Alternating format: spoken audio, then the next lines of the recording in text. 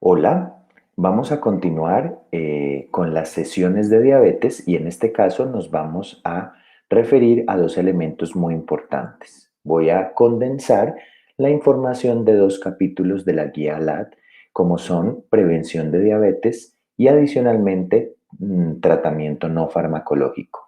Aprovecho para hacerlo porque, como veremos, muchos de los elementos preventivos están también relacionados con el tema de lo no farmacológico.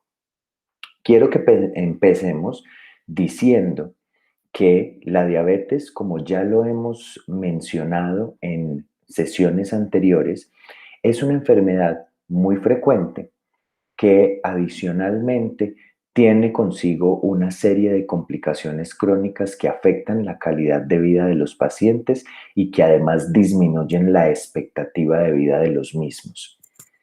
Es por eso que lo mejor que nosotros como médicos podemos hacer es promover la prevención de la enfermedad, es decir, tratar de que las personas no lleguen a ser diabéticas y sobre todo en esos individuos de mayor perfil de riesgo, como son por ejemplo los prediabéticos, invitarlos a tomar todas las medidas necesarias para retrasar la progresión hacia diabetes y ojalá impedir que ésta ocurra o llegue en un momento determinado.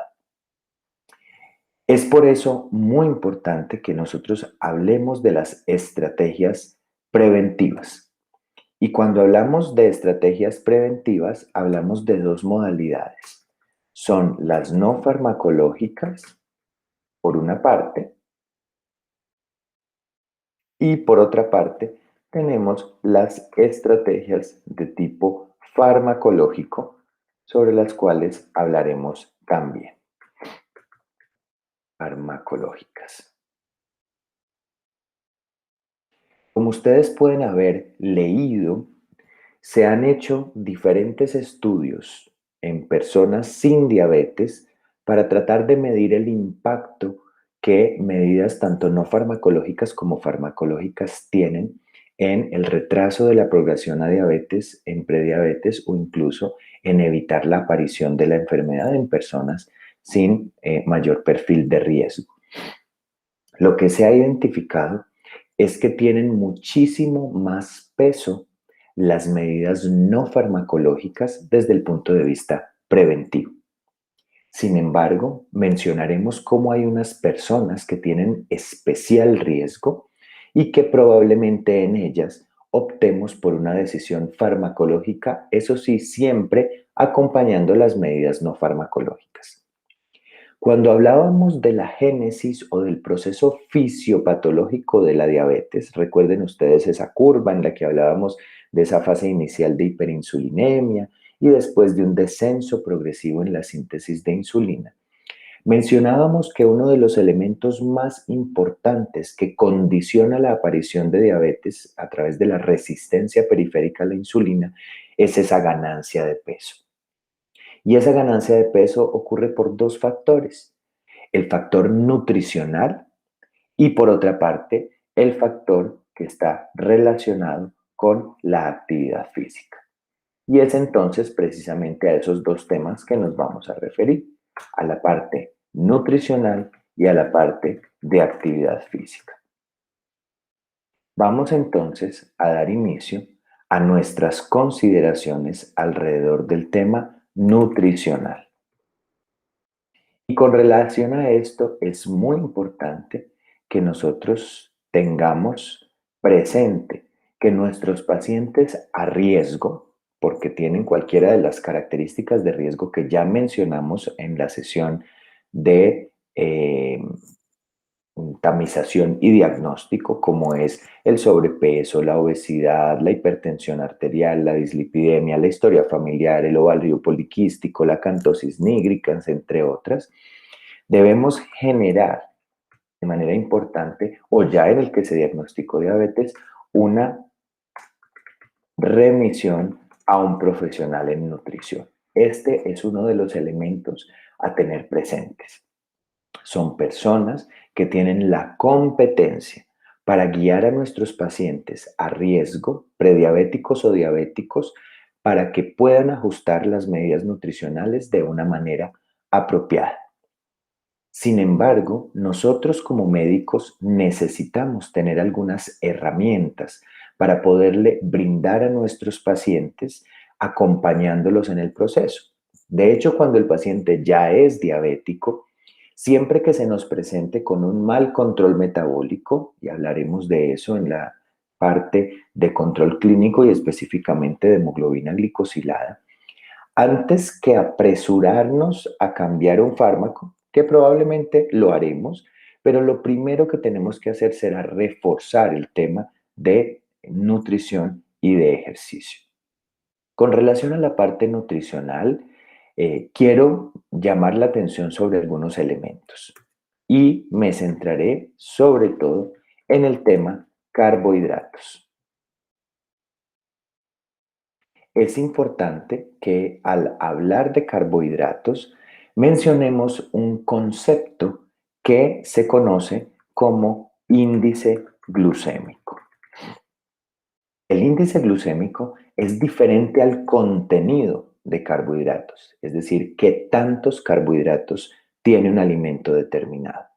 El índice glucémico hace más referencia a la velocidad de absorción de los carbohidratos y por lo tanto de su presencia en sangre.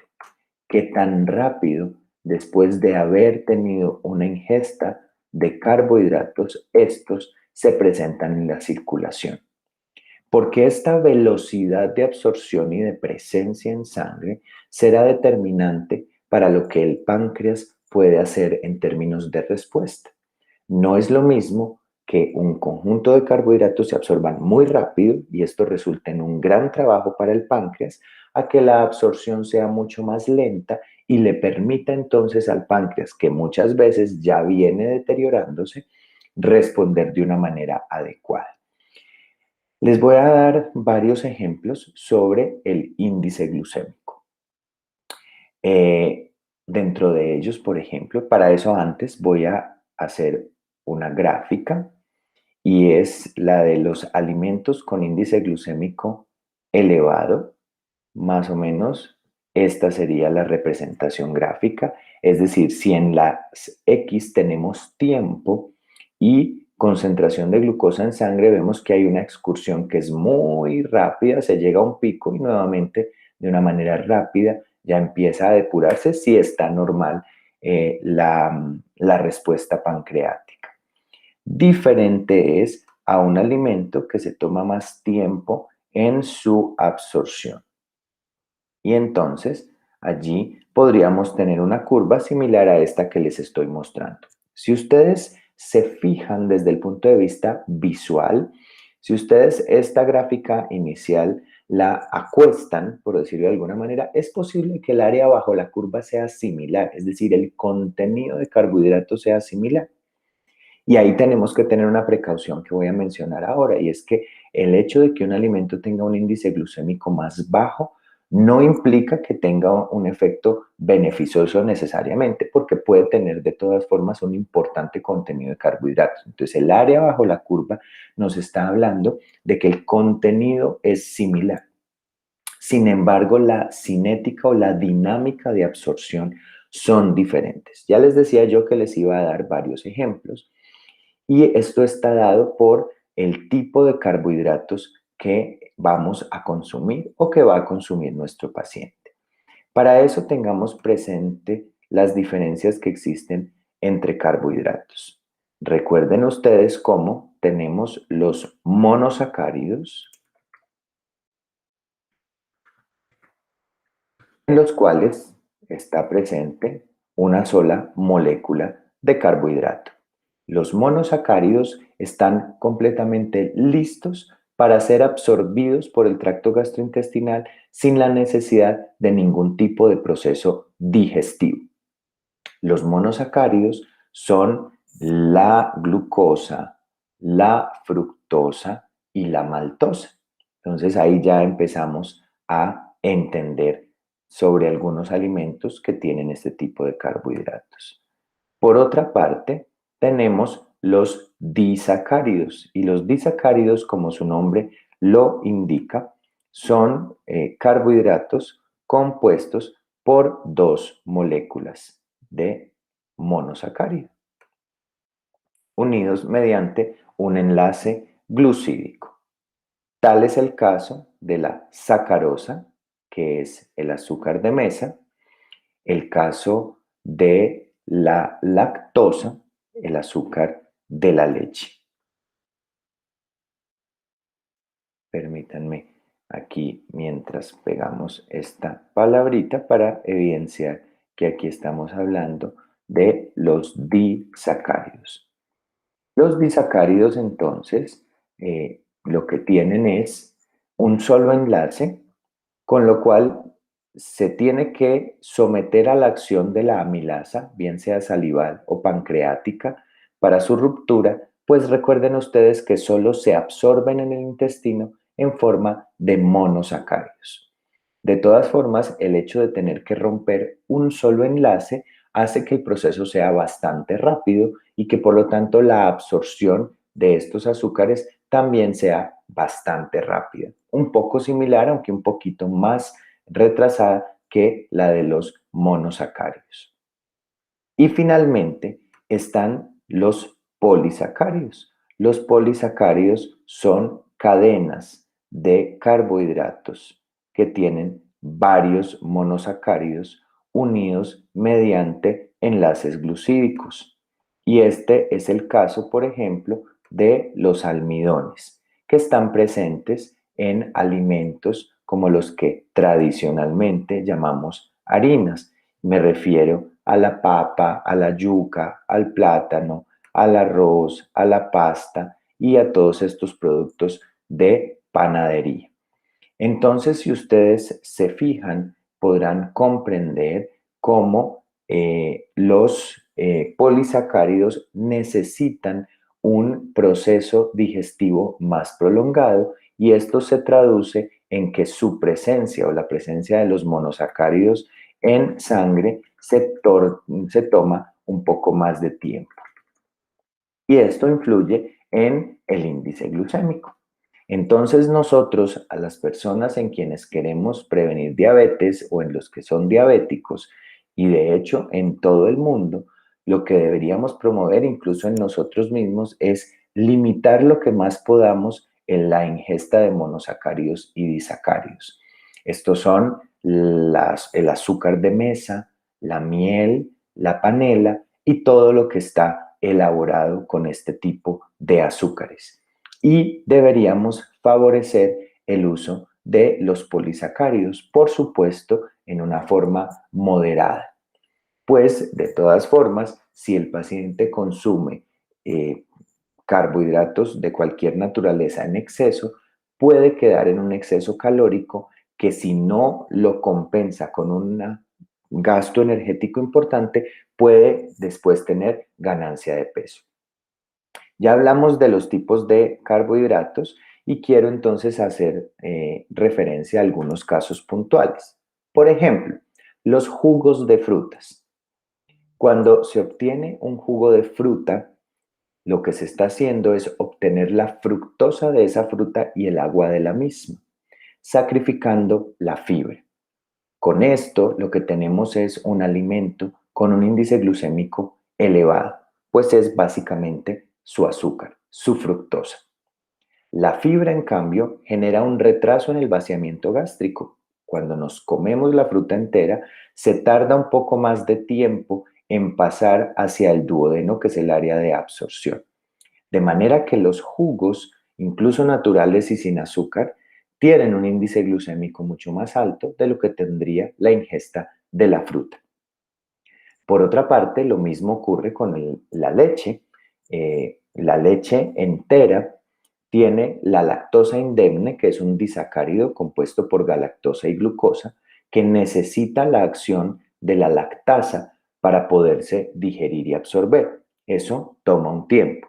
Si yo utilizo leche, por ejemplo, deslactosada, entonces ahí ya voy a tener la ruptura del enlace y voy a tener los monosacáridos listos para su absorción.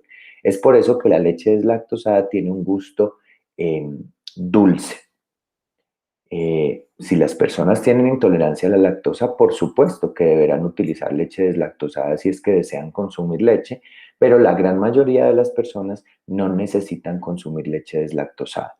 Y lo mismo pasa con la leche descremada. No me estoy refiriendo a su impacto que tenga sobre colesterol, sobre nada de estas cosas, sino sobre el impacto glucémico para efectos del ejemplo.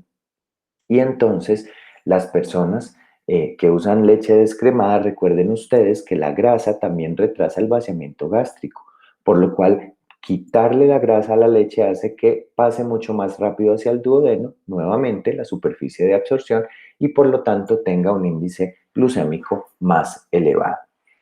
Finalmente, quiero hablar sobre la fibra. La fibra también es importante y ya lo decía yo porque retrasa el vaciamiento gástrico, de ahí que se deba promover el preferir alimentos integrales. Los alimentos integrales han tenido un proceso en el que no se ha eliminado completamente su cáscara, su contenido de fibra es mucho mayor y por eso su absorción es más lenta, teniendo un índice glucémico que es menor. Sin embargo, y llamo una vez más la atención, algunas personas piensan que por el hecho de consumir alimentos integrales, entonces pueden comerlos de una manera ilimitada. Deben tener de todas formas moderación porque al fin y al cabo, por ejemplo, un arroz integral, digamos que tiene una absorción más lenta y por eso debe preferirse, pero si una persona se excede en la cantidad de arroz, así este sea integral, llegará el momento en que estos carbohidratos se absorberán y de todas formas tendrá un impacto glucémico. Estas son entonces todas recomendaciones que nosotros podemos dar a los pacientes, tanto para prevención como para tratamiento de diabetes. Y entre otras cosas, ¿por qué lo hacemos? ¿Por qué lo promovemos? Porque es que está claramente identificado que perder al menos el 5% del peso corporal en personas que tienen exceso de peso reporta beneficios en términos de optimizar control metabólico, de limitar la progresión a diabetes y, de hecho, en las personas que son diabéticas incluso ha demostrado tener una mejoría de la hemoglobina glicosilada. Incluso en los pacientes que ya tienen diagnóstico de diabetes, se busca que las personas puedan perder al menos un 7% del peso. Y cuando hablemos de obesidad, de cirugía bariátrica y todo este tipo de cosas, es importante que nuestros pacientes con obesidad o con sobrepeso reconozcan estos valores. A veces les ponemos metas demasiado grandes de pérdida de peso que resultan muy difíciles para ellos de conseguir. Mientras que si, por ejemplo, a una persona que pesa 100 kilos, si yo le digo que debe perder 30 para estar en un peso ideal, que eso es discutible, pero si le digo que debe perder 30 kilos, probablemente se puede desmotivar pensando que es una cifra difícil de alcanzar. Mientras que si yo le digo que en los próximos 6 meses a un año perder el 5% de su peso, en ese caso 5 kilogramos, se ve como una meta mucho más alcanzable. Por supuesto que cuando se llegue a esa meta habrá que buscar ir por una pérdida de peso adicional. Voy a continuación a referirme a el tema de actividad física, específicamente ejercicio. El ejercicio es muy importante porque ese movimiento coordinado de los músculos y ese gasto energético que supone aumenta la sensibilidad periférica a la insulina. Y tenemos que ser cuidadosos al momento de prescribir ejercicio en las personas con diabetes por las complicaciones que las personas diabéticas ya pueden tener, pero en términos generales y hablando de prevención, recordemos que hay dos tipos de ejercicios, el ejercicio aeróbico y el ejercicio anaeróbico de fuerza o de resistencia muscular. Y los dos tipos de ejercicio deben ser recomendados a nuestros pacientes. Por favor, tengan presente que en general las guías nos recomiendan que le propongamos a nuestros pacientes hacer al menos 150 minutos de actividad física a la semana. Doctores, quisiera que ustedes mismos se respondan si en efecto están llevando a cabo la actividad física que recomendamos a nuestros pacientes.